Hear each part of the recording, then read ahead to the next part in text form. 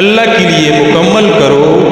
फिर अगर तुम रास्ते में रोक लिए जाओ तो जो कुर्बानी भी मुयस्सर आए करने के लिए बेच दो, और अपने सरों को उस वक्त तक न मंडवाओ जब तक कुर्बानी का जानवर अपने मुकाम पर न पहुंच जाए।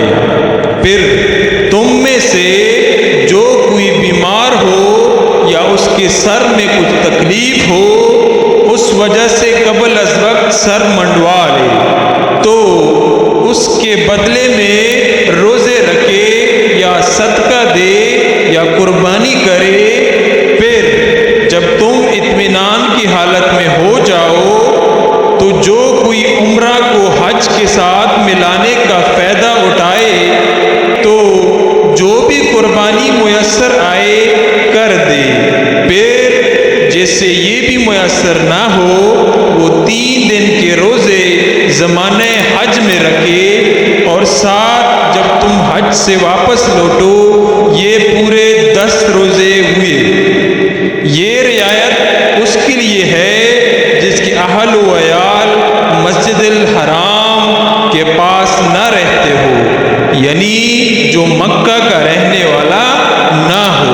और अल्लाह से डरते रहो और जान लो कि अल्लाह सख्त अजाब देने वाला है। अल-हज्ज अशहुरुम मालूमात